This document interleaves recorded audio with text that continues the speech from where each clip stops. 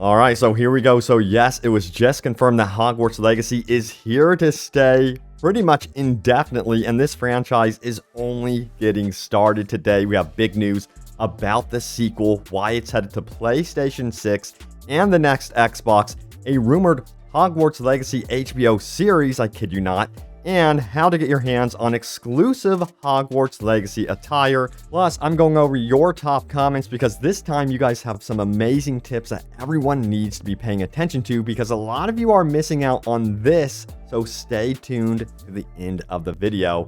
And yes, check this out right here. Wait till you see what this guy can do. Uh-oh, looks like my champions are battling a raid boss. We'll have to find out what happens in a moment, but what you are seeing here is Raid Shadow Legends, the ultimate MMORPG offering over 700 champions, and it's available right now for free on PC and mobile. So click the link in the description below to download for free and join me right now. Plus, new players can enjoy a special Valentine's Day themed adventure with the limited time raid quest called Raid Love Quest. So grab your raid player ID, go to raidlovequest.plarium.com to find a special promo code that everyone can use to get a small Valentine's Day gift. Only available between February 14th to March 14th. And there's also in-game and real-life prizes on the line by playing Raid's new Valentine's Day themed mini-games, including Amazon gift cards worth up to $1,000. And yes, there's new Valentine's Day themed champions as well. Oh, and if you're looking to enhance your arena team, this month's Prime Gaming Drop for Raid features Gimbo the Dishonored, a powerful Void champion who is super powerful in PvP. He's available until March 2nd, so don't miss out. Alright, so back to the raid boss I mentioned earlier. So I unlocked this new champion recently and I upgraded him quite a bit, and wow, he really does dish out some major damage, but also heals up his team nicely. Now, unfortunately, this boss that I'm facing off against also heals up quickly, but guess what? It's not going to be enough for our new champion. He's going to carry our team through nice. Also, listen up, new players, use my link in the description below or scan the QR code on the screen and get a free starter pack with this cool in-game loot. I hope to see you in Raid Shadow Legends. Check out that link in the description below. Alright, so let's get into the official news first. So yes, if you missed it, WB Games Avalanche confirmed this, another chance for the exclusive Merlin's Cloak Twitch drop. Remember this? If you missed out on obtaining this beautiful cloak, you can tune in on their Twitch channel Friday, February 24th at 2 p.m. PST time. All the details in the description below, as well as how to actually redeem your cloak, because there's some confusion about that. But let's talk about the Hogwarts Legacy sequel. So yes, it says this right here. Hogwarts Legacy sequels seemingly confirmed. And you'll notice that they put sequel as plural.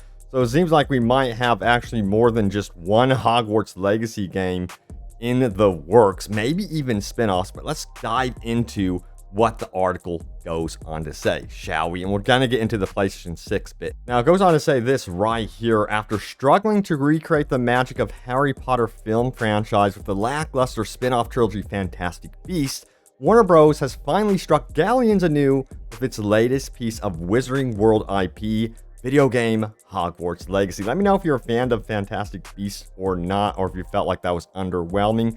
Yeah, I think they wanted Fantastic Beasts to perform way better, and here we are, a video game outperforming a movie.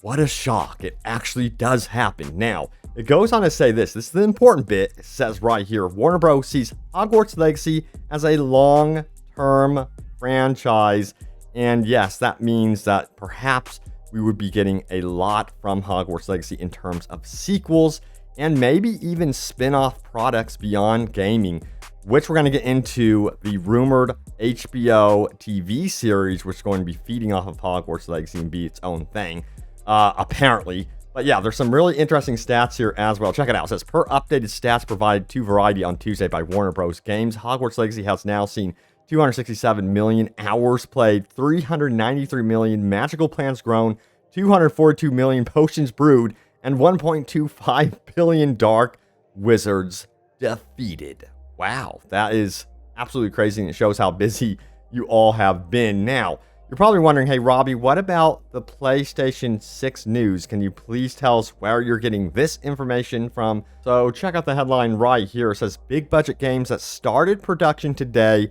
would be for PlayStation 6, says industry expert. And we're going to get into the entire in-depth reasoning behind this and tie it into Hogwarts Legacy 2, the sequel. Now, it says the following right here. Bloomberg's Jason Schreier took to Twitter to write, fun fact, video game production cycles have gotten so long that if a big budget game studio started working on a brand new project today, it would likely be for PlayStation 6. Let's break this down.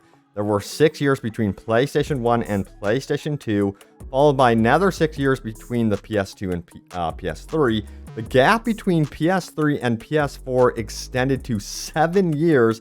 Now, the PlayStation 5 was released 7 years after that. And you got to start asking yourself, well, when was the PlayStation 5 released? That was November 12th, 2020. So we're basically nearly halfway there for the life cycle of the PlayStation 5, which is pretty crazy. So if they did start new pre-production and development of Hogwarts Legacy 2, the sequel, today, it would most likely release on the PlayStation 6 and the next Xbox. And I would imagine that it would still, of course, release on PlayStation 5. But yeah, no way that it would ever release on PlayStation 4 and Xbox One, of course. So this would be like the next gen, I guess you would say, of games. But this also applies to any other AAA game that is going into production as of today. Expect those games to take years and years to create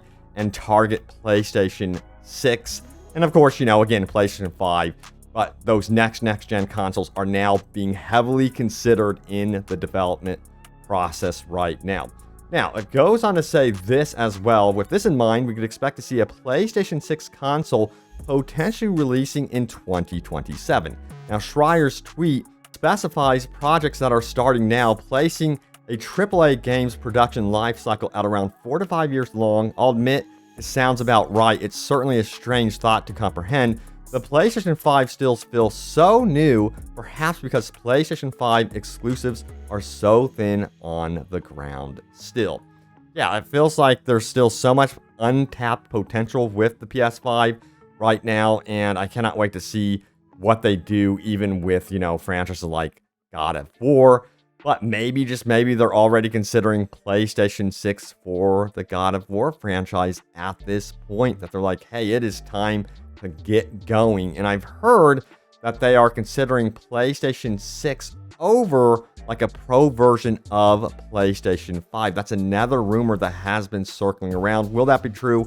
We'll have to wait and find out. But you're probably wondering, hey, Robbie, what about Hogwarts Legacy and, you know, the promised versions for PS4 and Xbox One? So yeah, we did have some words about that recently. Check it out right here. It says, we are very pleased with the initial launch and see a bright future for our other platform launches as well. This comes from WB Games, and they have not abandoned PS4 or Xbox One. I'm curious to see how that's going to turn out compared to, say, you know, Cyberpunk launching on those platforms, because I'm not too sure how this game is going to even manage on PlayStation 4 and Xbox One, considering the immense detail in the actual Hogwarts castle itself. I think they're going to have to water that down big time for it to even make it on those platforms, unfortunately. We'll have to see what happens, though. Could be wrong. They might be able to pull off a miracle here.